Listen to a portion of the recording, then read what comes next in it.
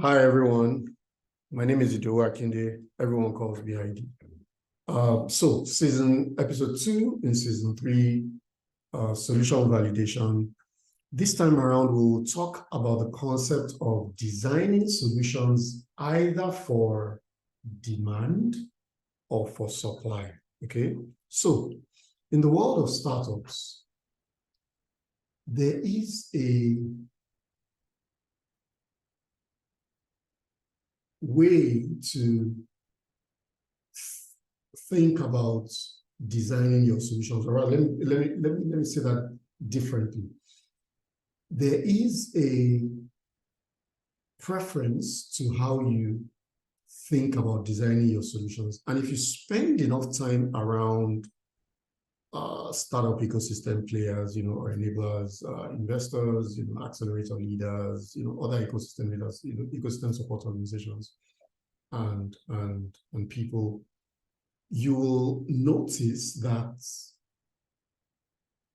because of the high growth requirement, right, for most startups, right, there's this requirement that you should be growing, your user base and your revenues, at a sustained high rate. You always want to default to markets where, or not necessarily markets. Yeah, markets can be technically correct, but to spaces where you can find a large crowd of people, right? Because, that just goes without saying, that's just logical. That's just, it goes without saying that if you are going to have a high rate of growth, whether in sales or in revenues, in customer acquisition or in revenue, you should have a high volume crowd that can accommodate that growth trend, that growth trajectory. And so therein lies the concept of building for demand or for supply. Let's quickly take a look at the slides and wrap this up quickly. Like I said, the videos in this series, in this season, will be rather short, but there will be one long, well, not so long, but one significant video at the end, the BMC. All right, so the thinking is like this. If you were to decide on solving a particular problem in the power sector, generally speaking, you kind of have two choices, right? You could start to really ideate and think about how to solve the problems of the power service providers, okay, the power utility companies, okay?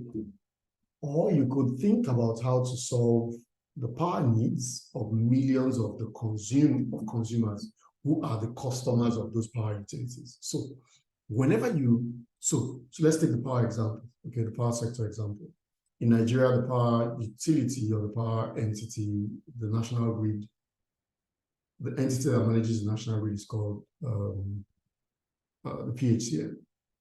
And, at the tail end of the PHCN are the distribution companies, more or less the power utilities in other climes. If you wanted to build some kind of service that provides a solution to one of the problems in the power sector in Nigeria, according to this analogy, you have two choices. In Nigeria, I believe there are 11 distribution companies. Like I said, there's a whole hierarchy of generation, transmission, and distribution. So distribution companies are the ones closest to the consumers, us, customers. And so you might be thinking, oh, could I build a solution for the distribution companies? Automatically, what you've done, what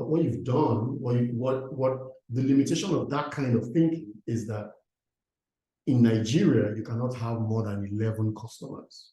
11 customers is a bit of a stretch, is a big ask, because most likely you're not going to be the only player. You're not going to have all customers in 100% of the market, except there's some undue advantage coming to you from the government or something like that, right? No, but generally speaking, by and large, if you're going to design something for power utilities, in this case, distribution companies, you are already limited to a maximum number of customer base of 11 in Nigeria.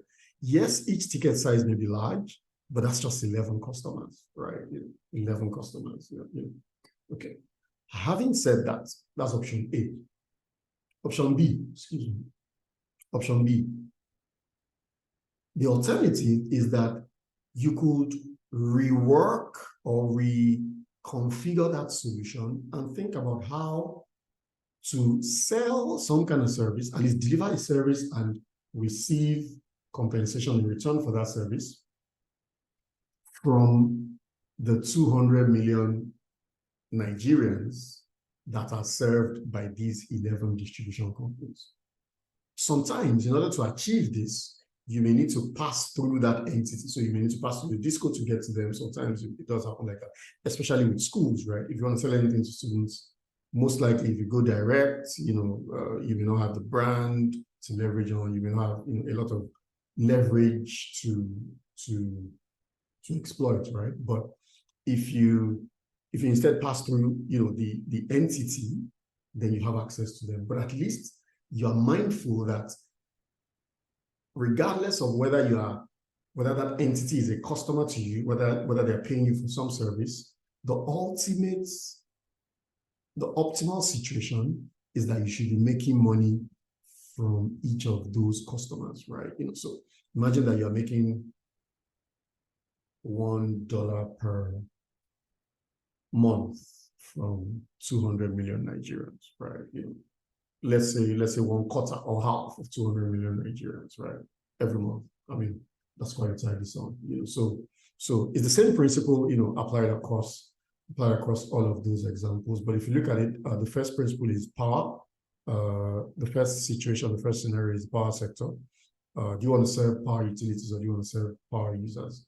Do you want to serve water utilities, the water service providers, or the consumers in different homes and offices that consume water, from the grid? Do you want to serve hospitals, whether they are teaching hospitals or essentially tertiary hospitals, or they are secondary healthcare, typical hospitals, and then or primary healthcare, where you do your immunization and stuff?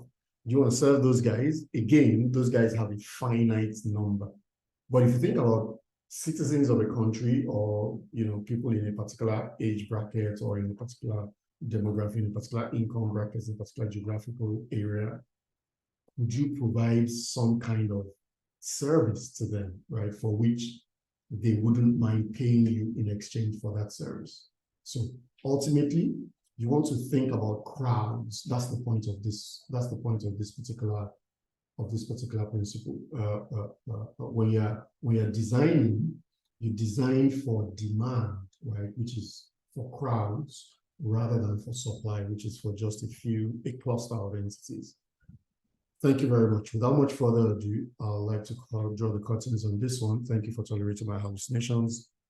See you on the next one. Bye.